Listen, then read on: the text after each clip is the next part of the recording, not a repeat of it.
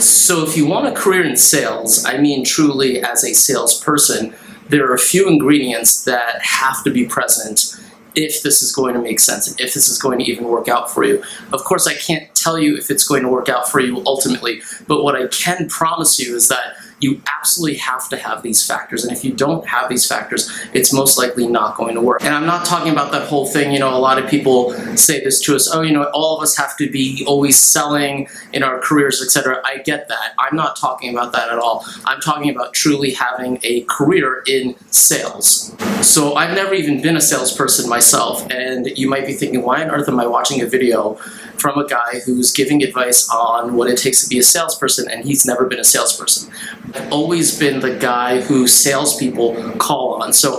And I think that that really accounts for a lot. And in an interesting way, I think that I could share things with you that maybe others can't share, because me being the type of person that is always being called on by salespeople, I know some of the key ingredients that makes that role work. I can see that role, and I continue to work and deal with a lot of salespeople over the years, some younger in their still 20s, some in their 60s and even 70s, who are real pros at it, and anything in between. So that's sort of the perspective that I'm coming from. So one of the first things you need to understand about a career in sales is the motivation for it. The motivation for a career in sales all boils down to one thing and one thing only: money.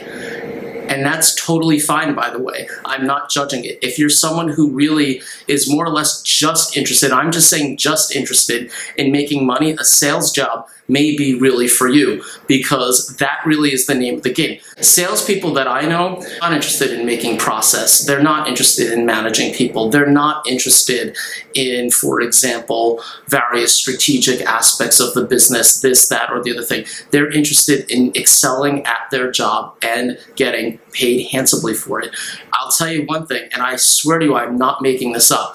Do you know how much, if you are a successful salesperson selling shoes at Nordstrom, on the retail floor at Nordstrom, do you know how much money you can make?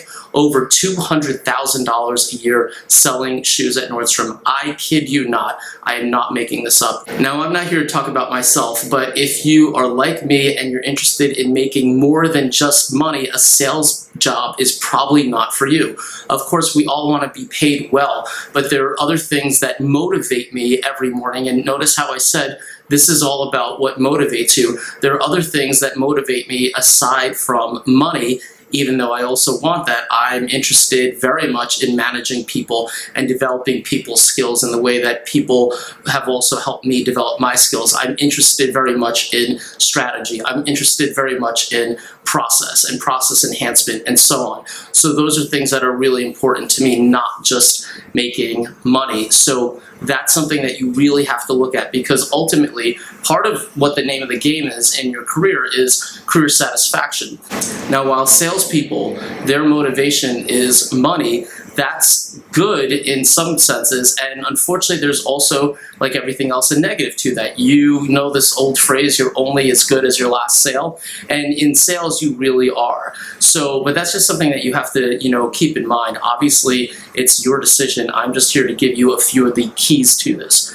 Another thing that you need to be really mindful of in terms of sales: all of the best salespeople that I have ever worked with, and over 1,000 salespeople so far in my career, and the best salespeople that I've worked with do 80% listening and only 20% talking. The 60 and 70-year-old salespeople that I work with, they are true pros, because they really listen, and they have to listen because they need to listen to the customer's needs. In this case, what am I looking for truly? Folks in their 20s and 30s are, quite honestly, they do more talking and not enough listening, because they kind of feel as though, hey, I'm a good talker, I'm a fast talker, I know how to schmooze. You can't just be doing that whole schmoozing piece of it. If that's the only thing you're good at, schmoozing, and you're doing a lot more talking than you should and not enough listening, you are not going to be as successful. It's just, you're not, because folks like me, we are not, and my senior management, we are not going to give you additional business. We are not going to give you more volume every year because of this. It's just not going to happen because you're not truly understanding what our needs are. And that's what a salesperson's primary role is all about. Understanding what your clients' needs are. And the last thing that I wanted to say is, based on the fact that salespeople need to really listen 80% of the time and only talk 20% of the time, if you want to have a career in sales, you have to have a relatively low ego. You really do. That has nothing to do with you not being confident, okay? Things have changed, I know. 20, 30, 40 years ago, a lot of people who were coming up in their respective industries started in the sales department. It really has shifted to an extent. There's been sort of like a macro level shift where the good news is that you don't really have to go that track per se anymore, but you're not trying to change the business world per se. What you're really trying to do is understand what your customers' needs are and doing your absolute best to deliver to them and execute for them flawlessly. And your reward is money. So now you know some of the keys in terms of making it as a salesperson. So send me your comments and questions, and each week you'll get a chance to win a copy of my book. And I'll answer your comments and questions during the QA video for that week.